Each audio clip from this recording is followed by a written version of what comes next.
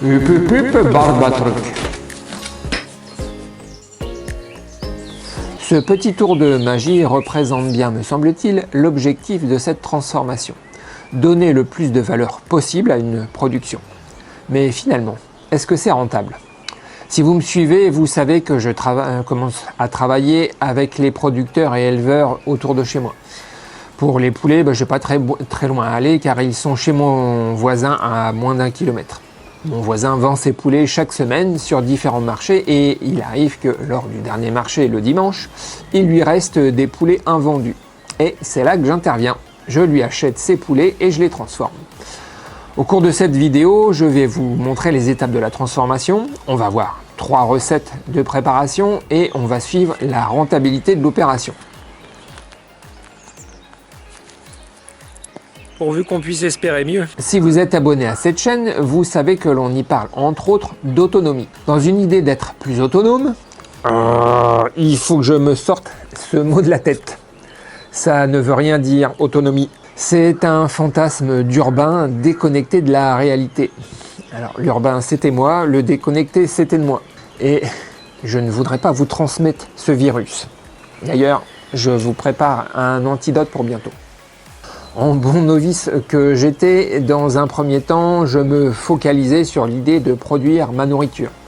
Certes, ça paraît évident, mais avec le recul, je pense que c'est une mauvaise idée et que ce n'est pas la seule façon d'avancer. La transformation est un chemin plus discret, mais peut-être plus efficace. Je m'explique. Produire 1 kg de tomates vous rapportera, disons, 3 €. En revanche, si vous produisez avec ce kilo de tomates, disons 300 g de concentré, vous pourrez vendre ces mêmes tomates sûrement plus du double. Alors vous allez me dire qu'il faut déduire le prix de l'énergie pour transformer et tout le reste. Oui, c'est sûr, mais vous pouvez aller encore plus loin avec ce kilo de tomates en le cuisinant avec des herbes comme du basilic par exemple et augmenter encore la valeur de la production. Ce que je veux dire, c'est qu'il y a beaucoup plus de valeur à tirer dans la transformation d'un kilo de tomates que dans sa vente en frais.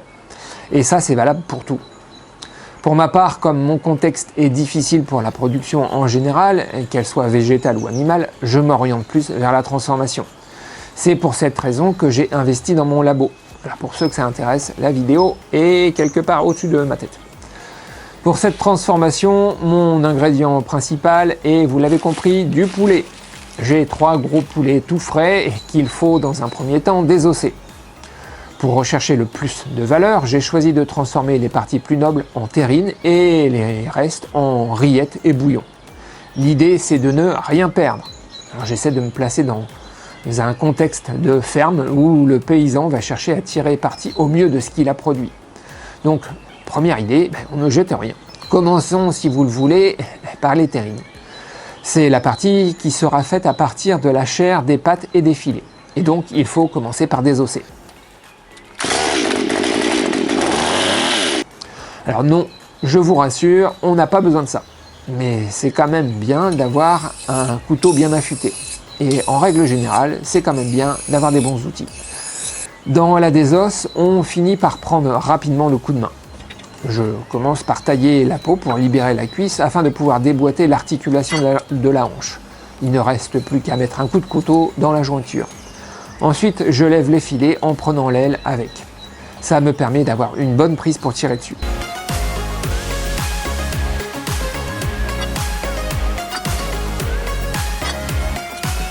Après, je coupe autour du bréchet pour récupérer le plus possible de viande. Maintenant, je coupe la patte en deux au niveau du genou. Alors, je ne sais pas trop si on parle de genou pour le poulet, mais c'est pour vous aider à visualiser. Quand la patte est coupée en deux, je peux couper dans le sens de l'os pour gratter le plus possible de chair autour. Dans la désosse d'un poulet, c'est le mollet qui est le plus difficile à désosser, je trouve. Ensuite, je sépare l'aile du filet. Les ailes seront traitées séparément, plutôt que de les mettre cuire dans les rillettes.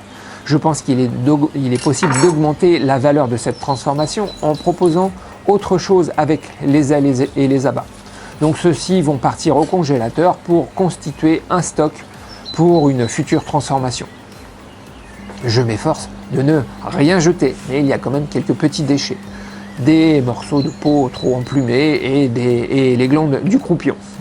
Alors j'ai souvent vu retirer cette partie qui serait selon les dires amer. Du coup, par habitude, je l'enlève, mais j'ai quand même voulu savoir ce que ça donnait question goût. Alors j'en ai cuit une pour croquer dedans. Finalement, c'est pas amer, juste une sensation de gras. Quand j'ai désossé tous les poulets, la chair part en saumure pour 24 heures. Cette saumure à base de bicarbonate de soude va nettoyer la viande et l'attendrir. Pendant que ma viande repose en chambre froide, je peux m'occuper de mes carcasses. Alors, je ne vais pas vous expliquer à nouveau comment je les transforme en bouillon et rillettes, vu que j'ai fait une vidéo dédiée sur le sujet.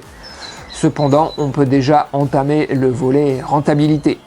Sur les 15 kg de poulet, j'ai sorti environ 6,5 kg de viande, 5 kg de carcasse, 2 kg d'ailes, 1 kg de peau, 500 g d'abat.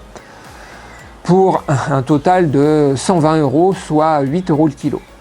Pour la partie bouillon, on peut espérer 5 litres de bouillon avec les 5 kg de carcasse. Bouillon que je propose à 10 € le litre autour de moi, pour un potentiel de 50 €.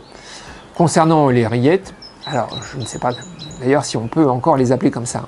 La recette a perdu son sens traditionnel qui était de cuire dans de la graisse pour objectif de rallonger la conservation en éliminant le plus possible d'eau. Moi, je n'ai gardé que l'idée de récupérer des petits morceaux de viande qui viennent de l'épluchage des carcasses. Ma conservation n'est plus assurée par la graisse, mais par la stérilisation. Question rentabilité, on peut espérer éplucher plus ou moins 200 g de viande sur une carcasse, soit 1 kg de rillettes sur mes 5 kg de carcasse. Donc environ 35 kg de rillettes. Non, 35 € bien sûr. Attention, il y en a qui suivent pas. Revenons aux terrines. Toujours pendant que la viande reste au frais, je prépare mes légumes, herbes et épices pour mes recettes. J'ai décidé de faire 3 versions différentes de terrines. Une première à base d'échalotes, estragon et de pleurotes. Je commence par éplucher les échalotes et je les passe au hachoir à main. Alors j'ai déjà fait l'essai de passer mes légumes dans le hachoir Tom Press, mais le résultat ne me convient pas. Alors je préfère un effet ciselé. Quand mon échalote et mon estragon sont ciselés, je les fais revenir à la poêle pour leur donner une légère couleur et plus de saveur. Quand c'est cuit, je réserve le tout dans un plat.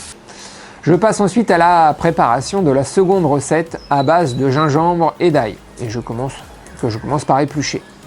J'ai voulu tester un petit blender pour les hacher, mais sans grand résultat. Donc j'ai fini par ressortir ma râpe qui est bien plus efficace. Et je finis le hachage au couteau, faute de mieux. L'ensemble peut partir dans la poêle pour dorer. Poêle graissée avec la graisse récupérée dans le bouillon refroidi bien sûr. Quand c'est prêt, je réserve de côté pour passer à la dernière recette. Elle sera sur une base d'oignons que j'ai épluché et passé au hachoir manuel. À cette base, je vais ajouter de la sauce huître, une sauce traditionnelle asiatique. J'en ai trouvé une qui vient de Bretagne, alors j'ai envie de tester, surtout qu'elle est bio. Mes bases aromatiques sont prêtes, c'est le moment de sortir le hachoir de chez Tom Press. Oui, c'est un petit coup de pub pour les remercier. Je sors la viande de la chambre froide et je vide l'eau de saumurage. En passant la viande au hachoir, j'en profite pour retirer la peau. Non pas qu'elle ne passerait pas, mais je lui réserve un autre traitement. Quand toute ma viande est hachée, je la divise en 3 parts d'environ 2 kg. Et je commence ma première recette. Je profite que le hachoir est en place pour passer aussi les pleurotes que j'ai rissolées la veille. Dans ma première version de terrine, je laissais les pleurotes en plus gros morceaux. Mais dans une terrine, finalement, c'est mieux haché, je trouve. Surtout que je cultive une variété de pleurotes à gros pieds en ce moment. Ce sont des Black Pearl, un superbe champignon qui rend très peu d'eau à la cuisson et qui se prête bien pour faire de belles tranches. Alors ici, c'est vrai que je ne les valorise pas au mieux, mais je fais avec ce qui pousse en ce moment. À cette mêlée, j'ajoute mes échalotes, mon estragon et le sel et je brasse pour obtenir quelque chose de bien homogène. J'en profite aussi pour passer un peu de gras, toujours venant du bouillon refroidi. Le gras est important pour éviter d'avoir une terrine trop sèche. Alors dans beaucoup de préparations à base de poulet, on trouve souvent du gras de porc. Moi j'ai choisi d'utiliser le gras du poulet, ça me semble plus logique.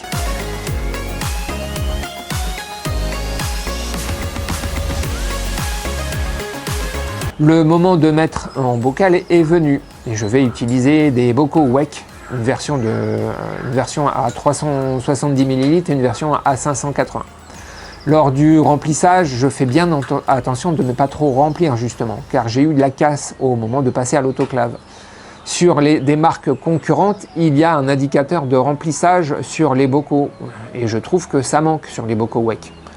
Quand mes bocaux sont remplis, je pose le joint et le couvercle en prenant soin de dégraisser les bords du bocal. Là encore, lors de ma précédente stérilisation, j'ai eu un problème avec les joints qui sortaient de leur logement. Au moment où je fais la vidéo, je ne sais pas encore si c'est le passage à l'autoclave qui est sensible avec les WEC ou si c'est mon remplissage qui pose un problème. Quand mes bocaux sont scellés avec les bagues métalliques, je les remets dans le carton direction la chambre froide, le temps de préparer le reste. Alors c'est important de ne pas laisser la mêlée se réchauffer à température ambiante. Pour la seconde recette, un ingrédient surprise s'est invité. Des shiitakes sont sortis, mais pas en quantité suffisante pour partir sur le marché. Alors ils seront ajoutés à la recette oignons, sauce huître, pour accentuer le côté asiatique de la recette. Les shiitakes sont passés au hachoir puis à la poêle pour caraméliser un peu. Je vous passe la préparation de la troisième recette qui est encore plus simple. Je mélange ail, gingembre et sauce soja et je mets en bocal. Quand tous mes bocaux sont remplis, je mets en autoclave une première tournée. Alors si vous me suivez, vous savez que je n'aime pas trop le résultat en termes gustatifs de l'autoclave. Je trouve qu'il y a une note d'amertume qui se développe. Pourtant, je veux continuer à tester et voir si je peux résoudre ce problème. Et donc, je remplis mon presto avec 5 bocaux de 580 et 5 de 370. Pour éliminer tout risque de choc durant la stérilisation, je plonge les pots dans des jambes de pantalon. Et c'est parti pour 2 heures de stérilisation. Je laisse refroidir doucement toute la nuit pour éviter un choc thermique. Et donc, j'ouvre l'autoclave le lendemain matin. J'étais tellement contrarié du résultat que j'ai pas eu la présence d'esprit de filmer. Mais en gros, tous les bocaux de 370 ml sont cassés de la même façon. Le fond a cédé. Alors, je ne sais pas encore pourquoi. J'ai contacté le service du fournisseur et j'attends sa réponse. Pour les bocaux de 580, pas de souci de casse, mais toujours un problème de joint qui glisse et du coup qui ne fait pas le vide d'air. Pour ce problème, j'ai un début de réponse. Le fabricant me dit qu'il ne faut pas mettre 3 clips sur les bocaux, mais seulement 2. Donc on verra ce que ça donne lors de la prochaine tournée. Pour le moment, je dois dire que côté stérilisation, je ne suis pas au point. Pour rappel, pour ceux qui n'ont pas vu la vidéo précédente, je parle bien de stérilisation dans un autoclave à 15 PSI avec une température de 121 degrés. Alors pour ne pas risquer des pertes supplémentaires, j'ai décidé de passer à la pasteurisation à 100 degrés. C'est l'occasion de tester mon bouilleur à substrat de champignons. Dans ce bidon de 200 litres, et je peux en mettre un dépôt. Donc j'installe tout le reste de mes terrines. Alors je sais que je prends un risque en chargeant autant pour la première fois, mais c'est un défaut chez moi. Je peux avoir une tendance à y aller un peu trop frontalement.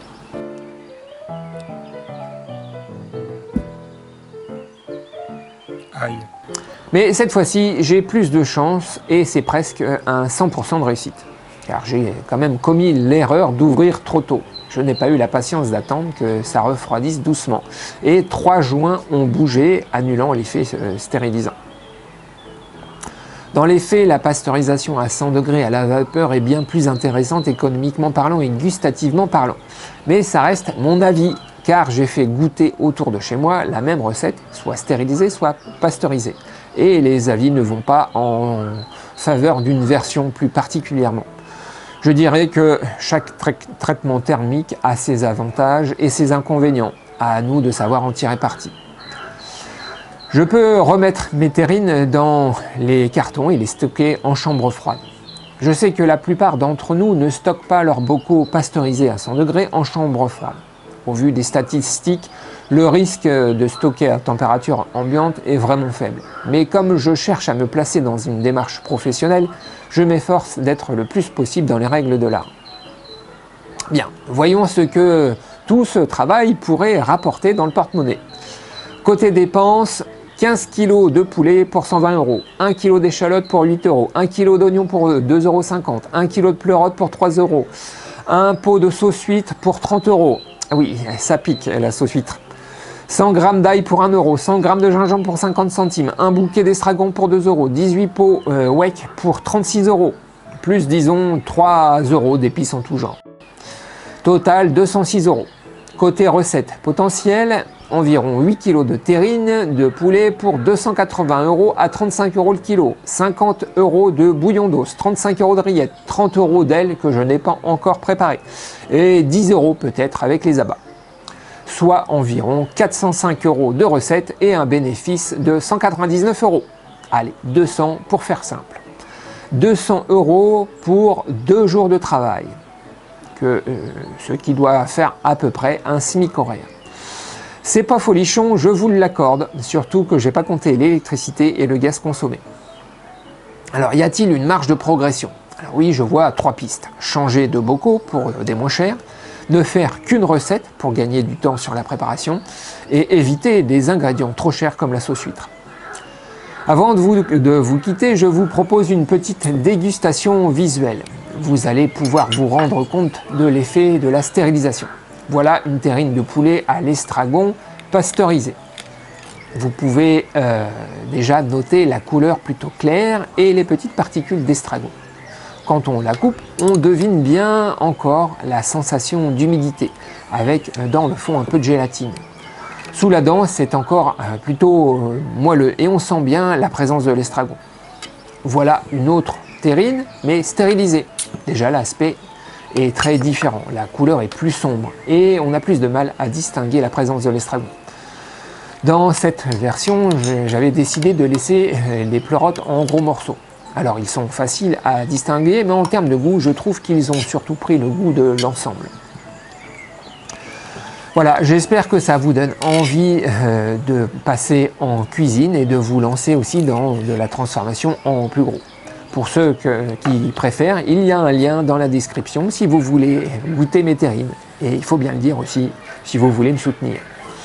Alors, c'est pas la peine de me prendre la tête avec le fait que je tente de vendre sur Internet. Je suis tout à fait conscient de mes contradictions. Oui, je prône le local et je vends sur Internet. Oui, c'est mal. Mais vous savez déjà à la base, faire des vidéos et regarder des vidéos, c'est sûrement pas dans une démarche en faveur du local. Mais comme je le dis souvent, tout est histoire de compromis. À bientôt.